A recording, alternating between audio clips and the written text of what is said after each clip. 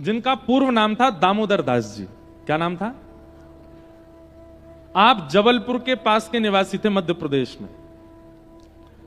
तो आपके एक मित्र थे चतुर्भुज दास और आपका नाम था दामोदर दास।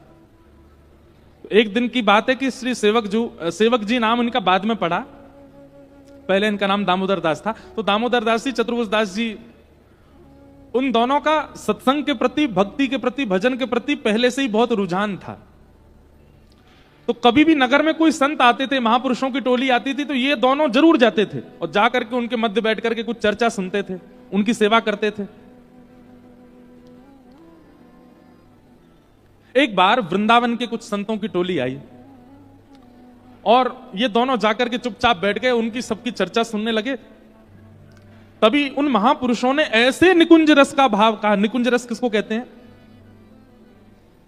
जहां पर रास विलास, जहां पर प्रिया प्रियतम की अंतरंग चर्चाएं, जहां पर मान लीला, दान लीला आदि आदि लीलाओं का चर्चा का प्राकट्य प्रादुर्भाव होता हो, विशेष रूप से रास का भाव जहां प्रकट होता हो, उसको निकुंज लीला कहते हैं। तो जैसे ही निकुंज लीला का उन्होंने वाचन सुना तो दामोदर दास और चतुर्भुज दास दोनों अत्यंत लीन हो गए लीला में, मानो जैसे खो गए हों।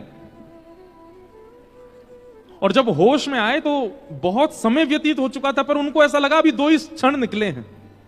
तुरंत उनने उन संत चरणों के चरण पकड़ लिए, बोले भगवान, ये जो लीलाएं आप सुना रहे हैं, ये जो भाव आप सुना रहे हैं, इन लीलाओं का, इन भावों का उद्दीपन कहां से मिला आपको, किसने किया?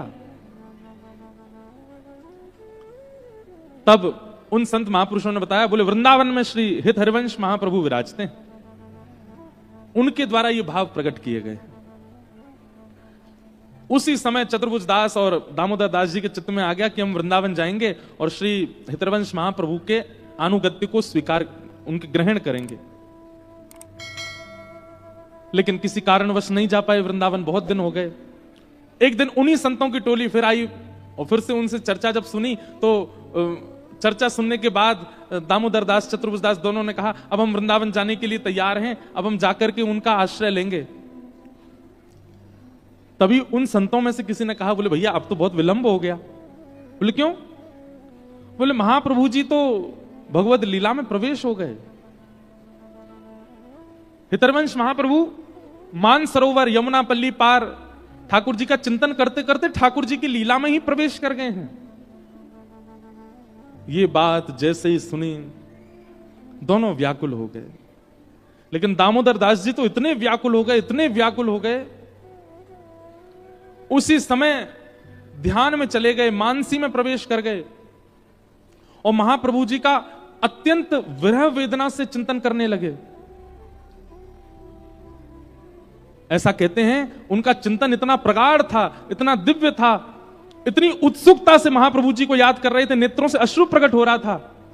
1 दिन, 2 दिन, 3 दिन, 4 दिन बीत गए और 3-4 दिन के बाद तभी क्या हुआ, उस जबलपुर के पास के गांव में जहां के वो निवासी थे, अपने आप श्री यमुना जी प्रकट हो गई, वृंदावन की लता गुल्म पत्र प्रकट हो गए, वृंदावन के सुंदर सुंदर देवालय प्रकट हो गए, वृंदावन जैसी सुगंध प्रकट हो गई, वृंदावन के मयूर प्रकट हो गए, वृंदावन के बानर प्रकट हो गए, ब्रजवासी प्रकट हो गए। एक साथ संपूर्ण वृंदावन का अनुभव उनको होने लगा। वे भूल गए कि मैं कहां बैठा हूं, ऐसा लगने लगा मैं वृंदावन में आ गया हूं। और तभी क्या देखते हैं,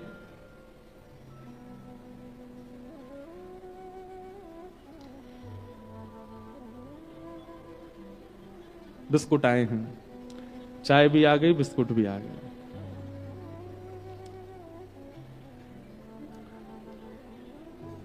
और दे के खिसक ली मैया। बड़े भोले लोग हैं भैया। क्या बता रहा था मैं? हैं? वृंदावन। हाँ, नहीं, दामोदर दास जी का वृंदावन प्रकट हुआ। ऐसे हम भूल जाते हैं कथा। अब मेरे मुंह में पानी आ गया कि मैं बिस्किट खाऊं।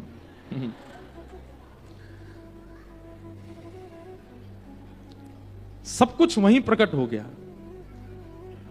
और तभी ऐसा पहले भी कई महापुरुषों के साथ हो चुका है और आज भी हुआ है। मैंने एक आधों के दर्शन किए हैं जिनके गुरु शरीर से नहीं है, लेकिन फिर भी उन्हीं गुरु से उनको दीक्षा प्राप्त हुई। हितरवंश महाप्रभु प्रकट हो गए, प्रकट होकर कहने लगा, अरे क्यों रोते हो, क्यों इतने व्याकुल हो रहे हो, क्यों इतने विरह भाव में? बोले आप मुझे बिना अपना अनुगत्य दिए अपनी लीला में प्रवेश नहीं हो सकते। आपसे मेरी प्रार्थना है, पहले मुझे अपना अनुगत्य प्रदान कीजिए। महाप्रभु श्री हितवंश जी ने सदेह प्रकट होकर के और दामोदर दास जी को कृपा पात्रता प्रदान की, उनको दीक्षा प्रदान की। राधा वल्लभी संप्रदाय में उनको दीक्षित किया, राधा नाम महिमा, राधा नाम का मंत्र प्रदान किया। ऐसा संभवतः उस काल में पहली बार हुआ था कि गुरुजी सशरीर पृथ्वी पर नहीं है, लेकिन शिष्य के आर्त भाव से, शिष्य के प्रेम भाव से गुरुजी को आना पड़ा और आकर के दीक्षा देनी पड़ी। और तब उनको दीक्षा प्राप्त हुई।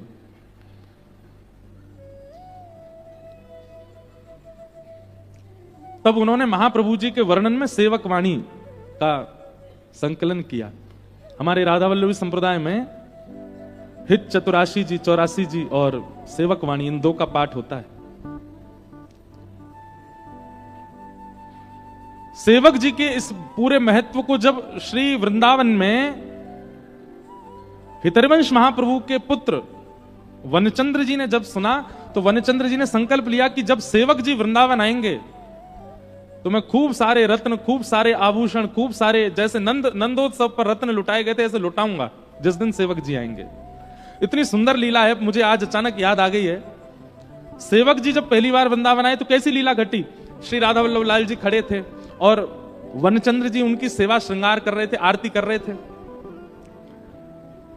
तो सेवक जी जब वृंदावन आए तो सेवक जी ऐसा रूप धारण करके आए, रज आदि लगा करके, बिल्कुल सामान्य से वस्त्र धारण करके कि कोई पहचान ना ले, क्योंकि उनको पता चल गया था कि वृंदावन में ऐसी घोषणा हुई है, जिस दिन मैं वृंदावन जाऊंगा उस दिन राधा वल्लभ जी के रत्नकोष से रत्न लुटाए जाएंगे।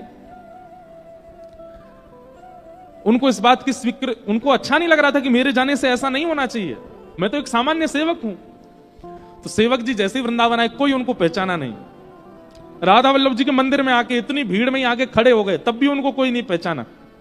सेवक जी बोले, अच्छा कोई पहचाने ना, हम चुपचाप दर्शन करके चले यहां से। वृंदावन श्री वनचंद्र जी राधा वल्लभ जी की सेवा कर रहे थे, तभी राधा वल्लभ जी अपने नैन की ये पुतलियां हिलाने लगे ऐसे ऐसे। तो वनचंद जी ने पूछा, जय जय क्या हुआ? तो ठाकुर जी इशारा करके ऐसे बताने लगे, देखो कोई खड़ा है पीछे। और ठाकुर जी ने अपने नेत्रों के इशारे से बताया। जैसे ही वनचंद जी ने पीछे देखा, कहां? तो ठाकुर जी ऐसे नेत्र हिलाने लगे, वहां वो देखो पीछे खड़े हैं, वही हैं सेवक जी, इनका जिनके लिए तुमने घोषणा की थी। तुरंत वनचंद्र जी गए, जाकर के सेवक जी को हृदय से लगा। सेवक जी बोले, आप मुझे कैसे पहचान गए? तब वनचंद जी के नेत्र सजल हो गए, बोले कि भैया, किसी का रूप उसकी पहचान होता है, किसी के गुण उसकी पहचान होते हैं, किसी की वाणी उसकी पहचान होती है, किसी का ज्ञान उसकी पहचान होती है, पर आपकी पहचान तो राधा वल्लभ जी करा रहे हैं, आपकी पहचान तो राधा वल्लभ जी बता रहे। बोले ये खड़े सेवक जी। ऐसे श्री सेवक जी हुए। और फिर सेवक जी ने कहा, देखिए मैंने सुना है कि आपने घोषणा की थी कि मेरे आने पर आप राधा वल्लभ जी के रत्नकोष को लुटाएंगे। ऐसा मत कीजिए, राधा वल्लभ जी के रत्नों को, आभूषणों को आप इस प्रकार मत कीजिए। बोले अब हम घोषणा तो कर चुके हैं, कुछ तो करना पड़ेगा। बोले ठाकुर जी पर चढ़े हुए आभूषणों को मत कीजिए, मैं कोई इतना बड़ा व्यक्ति नहीं हूं, मैं कोई ऐसा नहीं हूं मेरे लिए आप ये करें। हाँ, आपने अगर घोषणा कर दी है तो फिर इसके प्रति कोई और लड्डू लुटा दीजिए आदि। तो बोले नहीं नहीं, रत्न ही लुटाने हैं। तो कहते हैं वनचंद्र जी ने नए रत्न बनवाए, अमनिया। अमनिया किनको कहते हैं? जो ठाकुर जी को अभी पधराए नहीं गए उनको अमनिया कहते हैं। अमनिया रत्नों को लुटाए। लेकिन ऐसे श्री सेवक जी महाराज। ये बात हमने क्यों बताई? महापुरुषों के प्रत्यक्ष दर्शन हो, सामने बैठ के दर्शन हो, उनको प्रणाम करने को मिले, उसी से ही आपको आशीष मिलता है। नहीं, महाप्रभु शरीर से नहीं थे, फिर भी दामोदर दास जी को दीक्षा देकर के सेवक जी बना दिया। ये बात श्रीमद् भागवत में लिखी है। येषाम संस्मरणात् पुंसाम शुद्ध्यन्ति वै गृहा किम पुनर्दर्शन स्पर्श पाद शौचासनादि भी। घर बैठ के आपके चिंतन में प्रगाढ़ता होनी चाहिए, आपके चिंतन में तत्परता होनी चाहिए। आपके गुरु तो जहां बैठे वहीं प्रकट हो जाएंगे, वहीं दर्शन दे देंगे। चाहे आपके स्वप्न में दर्शन दें, चाहे आपके अनुभव में दर्शन दें। कई लोग हमसे कहते हैं आप दीक्षा क्यों नहीं दे रहे हमको? हम सोचते तो हैं कि हम देंगे, पर हमको बहुत डर लगता है गुरु बनने में। हमको लगता है हम कथा वक्ता ही ठीक है। आप अब कई बालक हमको पता आरोप भी लगाते हैं, बोले आपको आरोप है। मैंने क्या आरोप है? बोले हमको कथा सुना सुना करके कृष्ण भक्त बना दिया, और जब हम कह रहे हैं कि हमारा हाथ पकड़ लीजिए तो आप हमको दीक्षा नहीं दे रहे हो। हमें कृष्ण भक्ति सिखाई ही क्यों जब आपको दीक्षा नहीं देनी थी? कई लोग ऐसे आरोप भी देते हैं। हमारे पूज्य पिताजी महाराज तो कई बार नाराज हो जाते हैं हमसे, परंपरा क्यों नहीं संभाल रहे हो। पर हम ऐसा नहीं है कि हम नहीं करेंगे, पर अभी हमको अपने मन से तो भाव आवे, हमारे लाल जी आज्ञा तो करें। वास्तव में बताएं, चेला बनने में जितना सुख है गुरु बनने में सुख नहीं है। हमारे बाल बाबा महाराज कई बार अस्वस्थ रहते हैं, लेकिन फिर भी यहां देखो कितनी भीड़ लगी रहती है। कई बार बेचारे स्वयं कथा नहीं सुन पाते, क्यों? इतने सब भक्तजन, इतने वैष्णव जन लगे रहते हैं आगे पीछे, और हम लोग, आप लोग देखो कितने आनंद से कथा सुनते हैं। पूरी योजना बनाई महाराज जी ने, महाराज जी नहीं सुन पाते, क्यों? गुरु हैं। लेकिन आज एक बहुत विशेष दिन है महाराज जी। हमारे पूज्य पिताजी महाराज को आज 50 वर्ष पूरे हुए हैं कथा करते हुए। आज उरई में जहां पिताजी की कथा चल रही है वहां उत्सव मनाया जा रहा है, दिल्ली में उत्सव मनाया जा रहा है, वृंदावन में उत्सव मन रहा है। हम लोग भी यहां ऊना में मनाएंगे, आज नंदोत्सव बनेगा। देखो, एकमात्र ऐसे भागवत के वक्ता हैं जिन्होंने कई वक्ताओं को 50-60 वर्ष हो चुके हैं, पर एकमात्र ऐसे वक्ता हैं जिन्होंने 50 वर्षों में इतनी कथाएं कर ली। जैसे किसी से नाप तोल नहीं है, लेकिन जैसे हमारे क्रिकेट में सचिन तेंदुलकर के रन इतने ज्यादा हैं कि कोई पकड़ ही नहीं सकता, ऐसे ही कथा वक्ताओं में, भागवत में हमारे पूज्य पिताजी की इतनी कथाएं हो गई हैं कि एक जन्म में तो वो संभव नहीं इतनी करना, जितनी उनकी कथाएं हो चुकी हैं। तो आज इस प्रांगण को भी कई बार पिताजी की वाणी का लाभ मिला है, और हमें पिताजी महाराज बताते हैं कि उन्होंने उस वाले पीछे वाले प्रांगण में भी कथा की है, वहां भी कथा की, यहां भी की, बहुत वर्षों से। और हम पिताजी महाराज की आज्ञा से ही कथा करने आते हैं ऊना में। हमारे महाराज जी से बहुत स्नेह है पूज्य पिताजी का। आज उनके 50 वर्ष बहुत होते हैं, या कई लोगों की तो उम्र नहीं है, हमारी खुद की अभी कितनी कम उम्र है। सोच करके हमको लगता है कि हमको 9 वर्ष हुए अभी कथा करते हुए, पिताजी को 50 वर्ष हो गए। लोग कई बार जन्म लेने के बाद जी नहीं पाते 50 साल तक, वो कथा करते करते 50 साल निकल गए। कभी कभी हमें लगता है कि 50 वर्ष तक इतना भागवत को गाया, इतना भागवत को गाया, वो अगर कुछ कह देंगे तो वो कम हो ही जाएगा। हम तो अपने पिताजी से एक ही बात कहते हैं कि पिताजी आप बस एक ही बात कह दिया करो, मैं सदा गिरधर को, गिरधर सदा मेरे, बस आप कह देंगे तो हो जाएगा। ऐसे पूज्य गुरुदेव भगवान को आज 50 वर्ष कथा करते हुए हैं। हमारे पूज्य बाल बाबा महाराज और समस्त ऊना वासियों की ओर से, और यहाँ के सब भक्तों की ओर से पूज्य गुरुदेव भगवान को बधाई हो। ऐसी रूखी बधाई नहीं चाहिए, जोर की दो, बधाई हो, बधाई हो, बधाई हो। तो आपके निष्ठा में, आपके संकल्प में, आपके चिंतन में प्रगाढ़ता हो तो गुरु चाहे कहीं हो प्रकट हो जाएंगे सामने, चिंतन में प्रकट हो जाएंगे, स्वप्न में प्रकट हो जाएंगे। ये शाम संस्मरणात् पुंसा।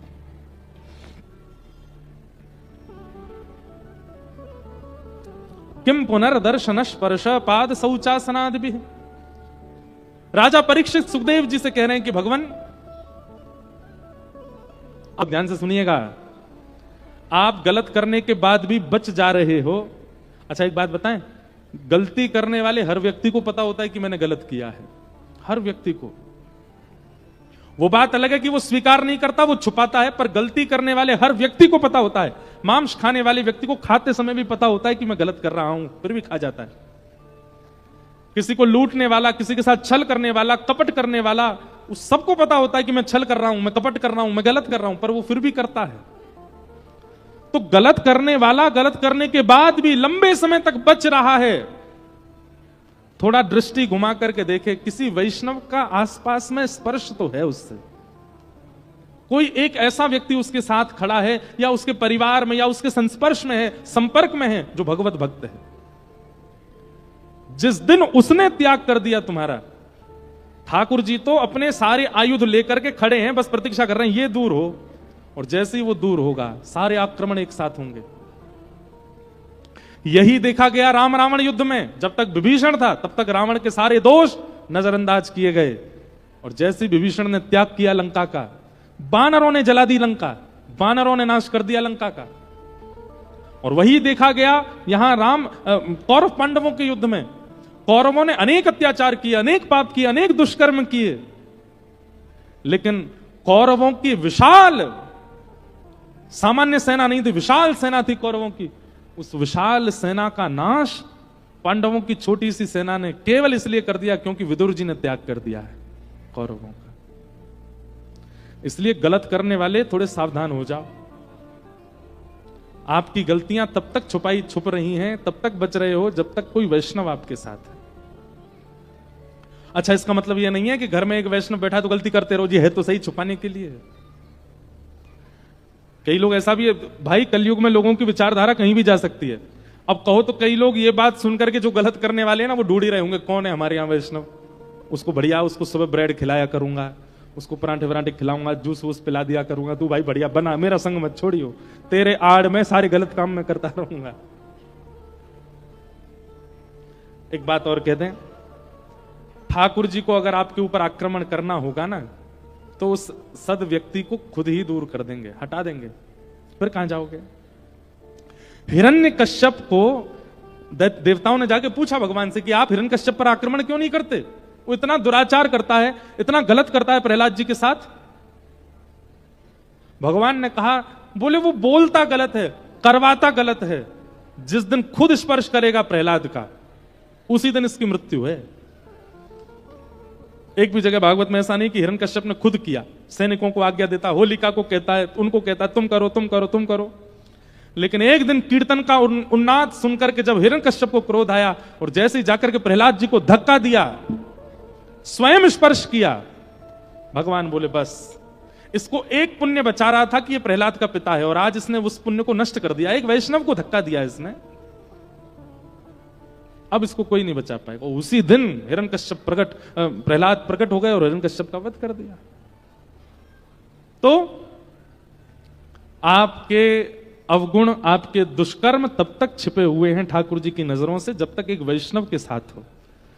आपके पास दो ही रास्ते हैं, या तो वैष्णव के संग से स्वयं वैष्णव हो जाओ, सब छोड़ दो, नहीं तो ठाकुर जी उसको दूर कर देंगे और उसके दूर होते ही आपको फिर कोई नहीं बचा सकता। विदुर जी महाराज चले गए, तब विदुर जी भ्रमण करते हुए वृंदावन पहुंचे। वृंदावन जाकर के आपको उद्धव जी से मिलना हुआ। उद्धव जी ने विदुर जी को बताया कि भगवान अपनी लीला पूरी करके चले गए। ये बात सुनते ही विदुर जी बहुत रोए, मैं ठाकुर जी का दर्शन नहीं कर पाया। बहुत सुंदर है विदुर उद्धव संवाद। उद्धव जी महाराज विदुर जी से कहते हैं, विदुर, संसार का प्रत्येक प्राणी प्राण त्यागने से पहले भगवान का स्मरण करता है, पर मैंने पहली बार देखा ठाकुर जी अपनी लीला पूरी करने से पहले तुम्हारा स्मरण कर रहे थे। मैं ठाकुर जी की लीला संवरण काल में उनके साथ में था। ठाकुर जी ने अंतिम उपदेश मुझे ही किया, उद्धव जी कहते हैं। लेकिन उद्धव, तुमको विदुर पता है बार बार भगवान क्या कह रहे थे, मुझे ज्ञान उपदेश करते करते कह रहे थे, उद्धव मेरा विदुर भी यहां बैठा होता तो कितना अच्छा लगता ना। तुमको याद कर रहे थे भगवान। विदुर जी ने चरणों में प्रणाम किया, बोले उद्धव कृपा करके मुझे वो ज्ञान उपदेश सुनाओ ना जो भगवान ने तुमको सुनाया है। उद्धव जी महाराज बोले, विदुर, भगवान ने तुम्हारी व्यवस्था की। जब भगवान लीला पूरी करने लगे तो मैं और कई महापुरुष वहां बैठे थे। तब भगवान ने आज्ञा की थी मैत्रेय मुनि को कि हे मैत्रेय, मेरे परम प्रिय विदुर तुम्हारे आश्रम आएंगे तो यही ज्ञान उपदेश जो मैं तुमको दे रहा हूं वो उसको सुना देना। मैत्रेय मुनि आपकी प्रतीक्षा कर रहे हैं हरिद्वार में, आप जाइए, वही आपको ज्ञान उपदेश देंगे। तब विदुर जी महाराज मैत्रेय मुनि के पास गए और मैत्रेय मुनि ने उनको ज्ञान उपदेश किया। प्रश्न कर रहे हैं विदुर जी महाराज कि सुखाय कर्माणि करोति लोको। बहुत सुंदर प्रश्न है, बहुत ध्यान से सुनिएगा।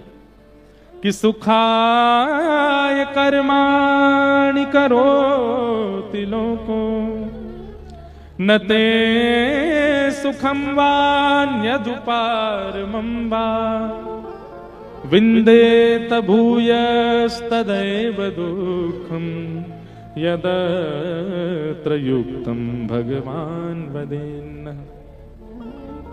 संसार में हर व्यक्ति सुख की कामना से ही कर्म कर रहा है, चाहे वो रिक्शा चलाने वाला हो, चाहे हवाई जहाज उड़ाने वाला हो, चाहे करोड़ों का टर्नओवर प्रतिदिन करने वाला हो, चाहे 150 रुपए की मजदूरी करने वाला हो। हर व्यक्ति कर्म क्यों करता है? उसको सुख चाहिए। लेकिन चाहे करोड़ों कमाने वाला, चाहे 150 कमाने वाला, सुख किसी को नहीं मिलता। सब कर्म सुख के लिए करते हैं, सुख ही नहीं मिलता है। इसके पीछे आपका नजरिया क्या है? बंधुओं, बहुत ध्यानपूर्वक हमारी बात सुनिएगा। आज कथा का क्रम तो बहुत है, पर हम क्या बताएं, एक जगह रुक जाते हैं तो उसी के विस्तार में ही लग जाते हैं। हर व्यक्ति कर्म क्यों कर रहा है? सुख की प्राप्ति के लिए। पर हमें एक बात आप सब लोग बताइएगा, क्या आप इतनी मेहनत करने के बाद भी सुखी हो? नहीं। हम अपनी बात कह रहे हैं, निजी बात है, बोलनी तो नहीं चाहिए मंच से, पर हम अपनी एक बात कह रहे हैं। किसी समय में हमको ऐसा लगता था कि हे ठाकुर जी, आपकी कथा से एक दिन भी हमको अवकाश नहीं मिले, हम रोज कथा कहते रहे, ऐसी कृपा कर दो हमारे ऊपर। आपकी कथा गाने का अवसर प्रतिदिन मिला करे। और अब वो अवसर आ गया है। हम 22 दिसंबर के घर से निकले और 15 मार्च को घर जाएंगे, तब तक घर जा ही नहीं रहे। लेकिन कभी कभी इतनी कथाएं करते हुए मैं भी उदास हो जाता हूं। रात को इतने दिन हो गए वृंदावन नहीं गए, तटिया स्थान का दर्शन नहीं किया, यमुना जी कैसी बह रही होंगी वृंदावन में, राधारमन लाल जी में कितने लोग जा रहे होंगे। अब तो कहां तक कहें, लोग वृंदावन होके आते हैं, हमसे आके मिलते, महाराज जी बिहारी जी का प्रसाद, तो हमको उससे चिड़ और रोने लगती है। मैंने कहा हम जन्मे वृंदावन में और जे देखो इसको दर्शन का लाभ मिल गया। कई लोग तो ऐसे हैं, वो पिछले 1.5 महीना में हमसे 5 बार मिल चुके हैं और 5 बार वृंदावन होके आ गए, और हम जन्म लेकर के भी नहीं जा पाए। हम दुखी तो नहीं है, पर कभी कभी ऐसा लगता है कि वृंदावन से तो दूर ही हो गए। पर हां, कभी कभी मन में फिर भाव आता, कोई बात नहीं, वृंदावन से तन से भले ही दूर हो गए, पर जहां जाके कथा करते हैं वहीं वृंदावन प्रकट कर देते हैं ठाकुर जी की कृपा से। यूं मत सोचियो कि हम अपनी प्रशंसा कर रहे हैं। कथा जब होती है तो कथा का क्रम ऐसा बन जाता है, इतने सारे संत जन, इतने सारे भक्तजन, इतना पद गान, इतने संगीतों का गान, इतने सुंदर सुंदर भजनों का गान होता है, आप सब झूम करके नृत्य करते हो, लगता ही नहीं है कि वृंदावन नहीं है, अपने आप प्रकट हो जाता है। पर फिर भी कभी कभी कष्ट तो हो जाता है ना, इतने दिन हो गए वृंदावन ही नहीं गए। संसार का कोई भी व्यक्ति वो सुख की कामना के लिए कर्म कर रहा है, पर उसको सुख नहीं मिलता। इसका मतलब क्या है? आपने कामना ही गलत की है, सुख की कामना ही मत करो। तो फिर कामना क्या रखें? क्योंकि कई बार ऐसा होता है कि बिना एम के आप कर्म कैसे करोगे? जब तक आपका एम निश्चित नहीं होगा, जब तक आपकी कोई कामना नहीं होगी, आप कर्म कैसे कर पाओगे? गीता जी कहती तो हैं कि कर्म फल त्याग, पर उसी गीता में भगवान श्री कृष्ण इसका उत्तर भी देते हैं। क्या? सुख की इच्छा से कर्म मत करो, तो शांति की इच्छा से कर्म करो। मुझे शांति मिले, सुख मिले नहीं। सुख और शांति दोनों में परिवर्तन होता, अलग होता है। अच्छा, कभी किसी को यह कहते हुए सुना, मुझे गुलाब जामुन खा के बड़ी शांति मिली? कोई नहीं बोलता। छोले भटूरे खा के मुझे बहुत शांति मिली, सब यही कहते सुख मिला, अच्छा लगा, मजे आ गए। सुख इच्छाओं की पूर्ति से होता है, सुख इच्छाओं की पूर्ति से होता है, और शांति इच्छाओं की निवृत्ति से मिलती है। अब जब लोगों के दांत टूट जाते हैं सारे, एक भी दांत नहीं बचते, तब उनका मन होता है गोलगप्पा खाने का। अब उस समय में गोलगप्पे खाने की इच्छा यदि प्रकट करें, वो कैसे खाएगा बेचारा? तो बुढ़ापे में व्यक्ति ये इच्छा प्रकट नहीं करता कि मुझे गोलगप्पा खिलाओ, वो ये इच्छा प्रकट करता है, हे नाथ मेरी इच्छा खत्म करो, मेरा मन ही नहीं करे खाने का। ये मन होता है पर मैं खा ही नहीं सकता। बुढ़ापे में ना करके युवावस्था में इच्छा की निवृत्ति हो जाए तो शांति मिलती है। हमारी इच्छा ही नहीं है, हमारे सामने 56 भोग धर दो, हमारा मन भटकेगा ही नहीं। हमारे सामने कितनी भी विषयी वस्तु प्रकट कर दो, हमारा मन उसकी ओर जाएगा ही नहीं। इसे शांति कहते हैं। इसलिए कर्म के पीछे उद्देश्य सुख मत रखिए, क्योंकि सुख जो है ना वो बढ़ता ही रहता है, बढ़ता ही रहता है, बढ़ता ही रहता है। वो एक बार, अभी आप जब 6 साल के थे, 5 साल के थे, तो एक टॉफी आपको सुख कर सकती थी, लेकिन आज आपकी उम्र 30 साल की हो गई, अब आप कभी रोने लग जाओ और कोई व्यक्ति आपको ए बेटा तू रो, ए देख ले टॉफी खा ले, तो आपको अपमान और लगेगा अपना। बताओ ये मैं रो रहा हूं, ये टॉफी से मुझे शांत कर रहे हैं, मैं कोई छोटा बच्चा हूं? इसका मतलब क्या है? सुख बढ़ता है। एक बार सुख अगर सीमित मिल गया तो अगली बार आपकी इच्छा होती है वो इससे ज्यादा मिले। आपकी जॉब करने पर जो पेमेंट आपको मिलता है वो पेमेंट 6 महीना तक बढ़िया लगता है, 6 महीना बाद में लगती है बोनस हो, अब बढ़ना चाहिए, अब इसमें थोड़ी अपग्रेडेशन होना चाहिए। क्यों? क्योंकि सुख की कामना से आप उसको प्राप्त कर रहे हो, पर शांति की कामना से करोगे ना, इच्छा ही नहीं होगी। अगर 1 महीना विलंब से भी पेमेंट आएगा तो भी चल जाएगा, कोई जरूरत नहीं, शांति है, शांति। सुख की कामना से कर्म करोगे तो सुख कभी नहीं मिलेगा, शांति की कामना से कर्म करोगे तो आपका कर्म शांति प्रदान कर देगा। मतलब ये तो वही बात हो गई, सिर दर्द सिर में हो रहा है और दवाई पेट दर्द की खा रहे हो।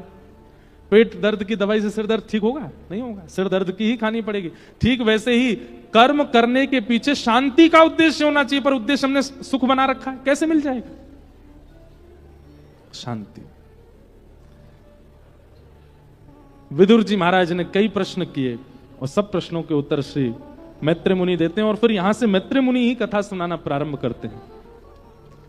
पृथ्वी के सृजन की कथा सुनाई गई। स्वयंभू मनु हुए, स्वयंभू मनु के 3 पुत्री 2 पुत्र हुए। बड़ी पुत्री का नाम आकुति, मझली का देवहूति, छोटी का प्रसूति।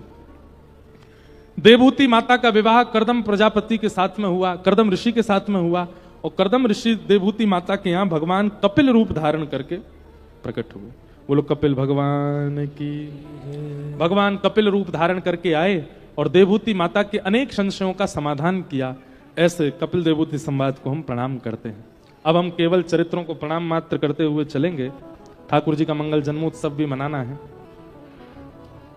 आगे भागवत जी में सती चरित्र सुनाया गया, तत्पश्चात ध्रुव जी की कथा सुनाई।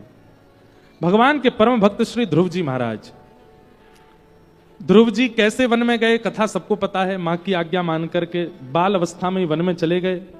इनके गुरु श्री नारद जी ने आकर के 12 मंत्र प्रदान किया, ओम नमो भगवते वासुदेवाय। इस 12 मंत्र का 5 महीने तक जप किया श्री ध्रुव जी महाराज ने, और 5 महीने अत्यंत कठिनाइयों के साथ जप करना प्रारंभ किया। उसी का फल मिला कि उस मंत्र के प्रभाव से भगवान का एक दिव्य स्वरूप श्री हरि के रूप में गरुण पर विराजमान होकर के शंख चक्र गदा पद्मधारी भगवान श्रीमन नारायण प्रकट होकर के ध्रुव जी को दर्शन दिया। ध्रुव जी ने भगवान की स्तुति गाई और स्तुति गाते हुए ठाकुर जी को अत्यंत प्रसन्न किया। भक्ति मोह प्रवहताम त्वयि में प्रसंगो भूयादनंत महताम अमलाशयानाम ये नांज सोलवणुमुरुव्यसनम भवाब्धिम निश्चय भवद गुण कथामृत पानमत्तः। एक बात बहुत ध्यान से सुनिएगा। ध्रुव जी महाराज अपनी स्तुति में एक बात कहते हैं, योन्तः प्रविश्य मम वाचमिमां प्रसुप्तां संजीवयत्यखिल शक्तिधर स्वधाम्ना अन्यां सहस्त्रचरण श्रवणत्वगादि प्राणान् नमो भगवते पुरुषाय तुभ्यम्। ध्रुव जी महाराज कहते हैं, बहुत ध्यानपूर्वक सुनिएगा, कई लोग केवल दर्शन में रुचि रखते हैं। उनको बिहारी जी के दर्शन करा दो, राधा वल्लभ जी के दर्शन कराओ, राधा रमण जी दर्शन कराओ, वृंदावन घुमा दो, गोवर्धन घुमा दो, बरसाना घुमा दो, नंदगांव घुमा दो, 84 कोस के दर्शन करा दो, यहाँ कांगड़ा मैया के दर्शन कराओ, नैना देवी के दर्शन कराओ, चिंतपूर्णी मैया के दर्शन सब जगह के करा दो, लेकिन उनको मंदिर का प्रसाद दे दो। होटल पे खाएंगे हम तो, मंदिर का प्रसाद नहीं चाहिए। मतलब नेत्रों में तो भक्ति है पर जिह्वा में भक्ति नहीं है। प्रसाद कहां का पाएंगे?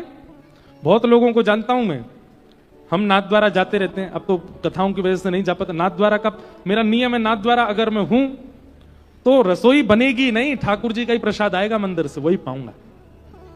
और कई बार ऐसे लोगों को मैं ले गया साथ में, एक बार उन्होंने प्रसाद, अब देखो मंदिर का जो प्रसाद होता है ना, उसमें ऊपर से नमक नहीं डालना चाहिए, ऊपर से नींबू नहीं डालना चाहिए, ऊपर से कुछ भी नहीं, जैसा ठाकुर जी ने भोग पाया वैसे ही पाना चाहिए।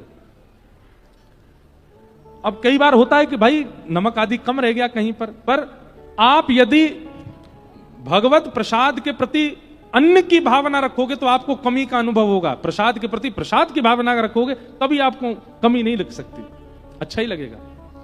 जगन्नाथ जी का महाप्रसाद पाव भात क्या अद्भुत लगता है, आनंद आ जाता है महाराज, नेक में ही पेट भर जाता है।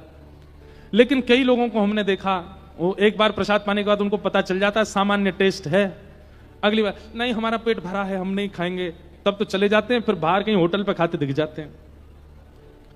ऐसों के प्रति क्या भावना आती है? बोले इनके नेत्रों में तो भक्ति है, इनको तीर्थों में घुमा दो, दर्शन करा दो, पर जिह्वा में भक्ति नहीं है, स्वाद में भक्ति नहीं है।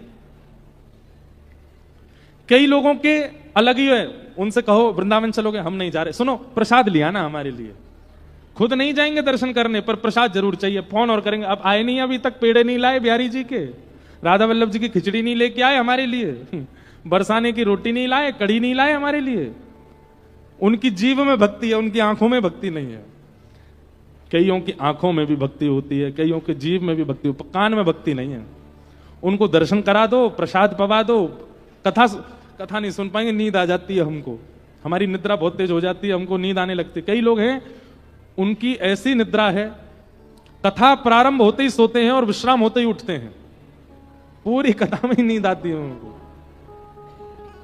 विचित्र लोग हैं। यहां तो हमें अभी तक कोई दिखा नहीं है ऐसा, और कोई गुपचुप बैठा हो चुपके तो बात अलग है।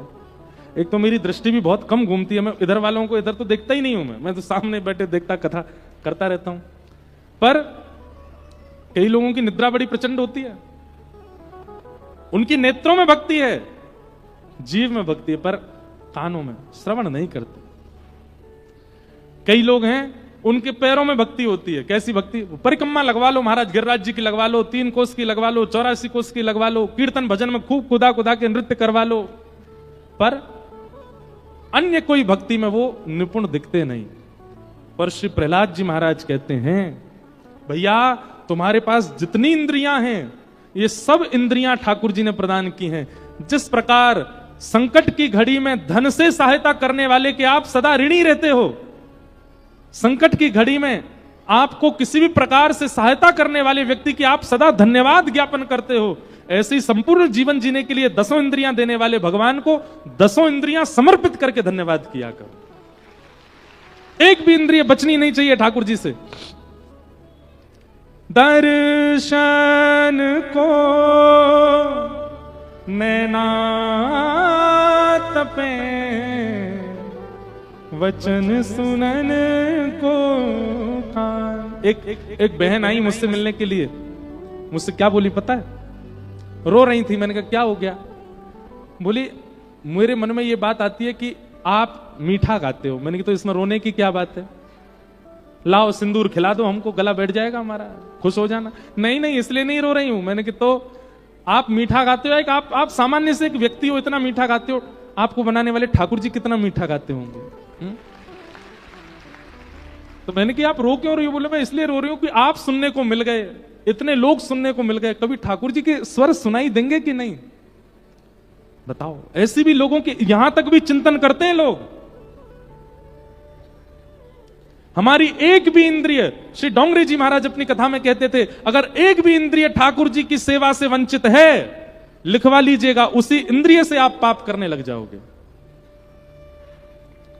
आपकी यदि श्रवण में रुचि है, आपकी यदि गायन में रुचि है, आपकी यदि नृत्य में रुचि है, पर दर्शन में रुचि नहीं है, तो नेत्रों से ही आप कुभाव का दर्शन करोगे। दर्शन में रुचि है पर सुनने में रुचि नहीं है, तो सुनने से ही पाप करोगे। दर्शन और श्रवण में रुचि है पर गायन में रुचि नहीं, तो जीव से ही गंदा संदा बोलते रहोगे।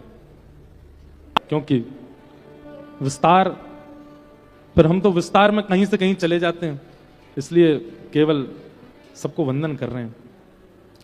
प्रहलाद जी महाराज हिरण्यकश्यप के यहां जन्मे, पर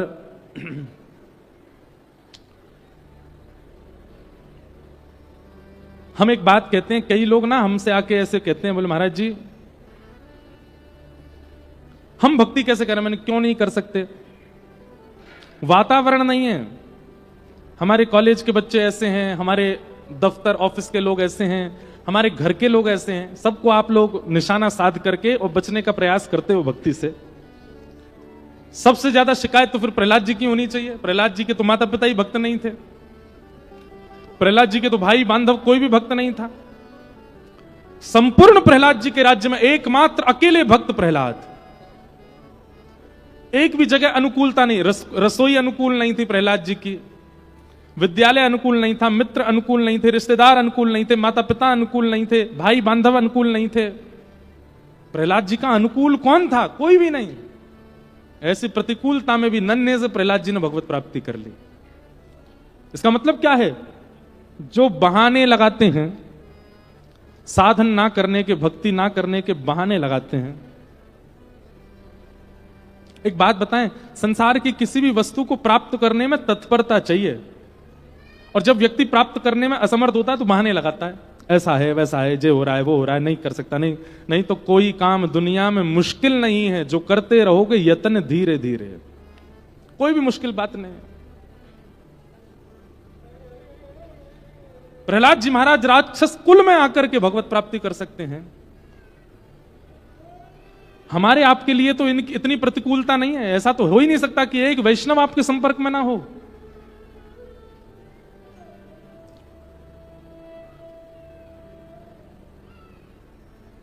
केवल बहाने हैं हमारे, इस वजह से नहीं कर पा रहे, इस वजह से नहीं कर पा रहे, ये प्रॉब्लम है, ये दिक्कत है, ऐसा माहौल है, ऐसा वातावरण है, ये है वो है। हम विदेश जाते हैं तो वहां बालक आते हैं मिलने, विदेश के बालक, यहां के गए हुए बालक जो वहां पढ़ रहे हैं, और विशेष रूप से पंजाब हिमाचल के तो बहुत मिलते हैं। उन लोगों की क्या बात होती, महाराज जी हम अपने घर से दूर, इतनी दूर दूर देश में आए हैं, यहां पे हमसे वैसी भक्ति हो नहीं पाती, यहां पर हम रह करके उतना भजन साधन नहीं कर पाते, हमें क्या करना चाहिए? हमने कि हम सीधी बात बोलेंगे, मानोगे तो हो नहीं।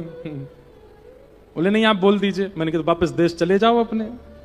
जब यहां तुमसे भक्ति नहीं हो रही है, यहां तुमसे साधन नहीं बन पा रहा है, यहां तुमसे भजन नहीं हो पा रहा, तो तुम्हारे देश में बन जाएगा ना, वहीं चले जाओ, वापस आ जाओ।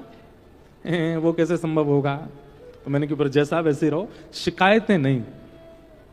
व्यक्ति अगर चाह लेना तो कैसी भी स्थिति में भगवत भजन कर लेगा, और व्यक्ति अगर चाहे ना तो 100 बहाने गिनाएगा, ऐसा है वैसा है, जे है वो है, इसलिए नहीं आए, उसलिए नहीं हुआ, ये हो गया वो हो गया।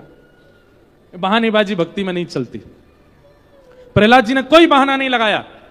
प्रहलाद जी चाहते तो ठाकुर जी से कह सकते थे आपने तो मेरे माता पिता ही विपरीत बनाए, मैं आपका भजन कैसे करूं, पर नहीं, प्रहलाद जी करते हैं।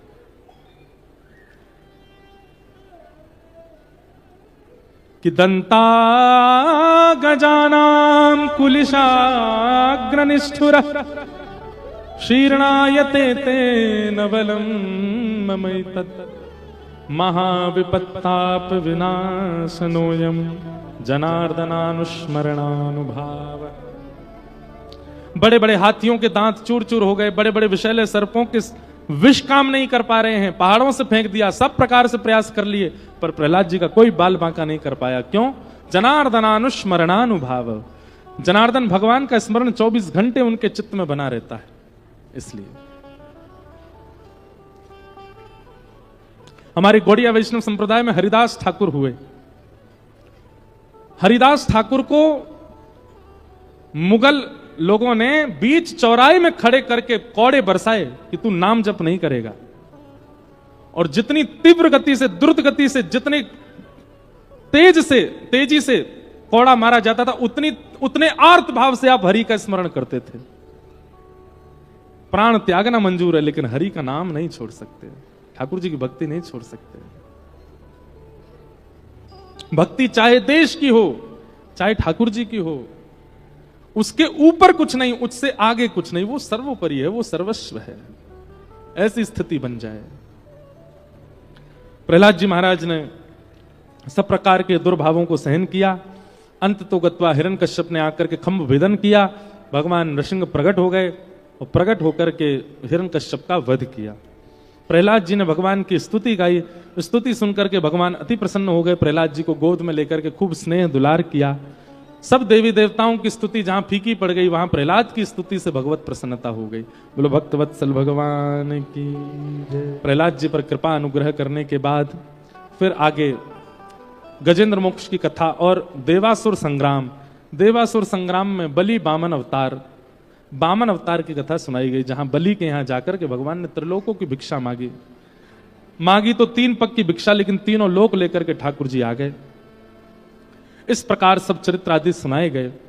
आगे गंगा जी के अवतरण की कथा, सगर की कथा, सूर्यवंश के राजाओं की कथा सुनाई गई। इसी सूर्यवंश में भगवान श्री राम का प्रादुर्भाव हुआ।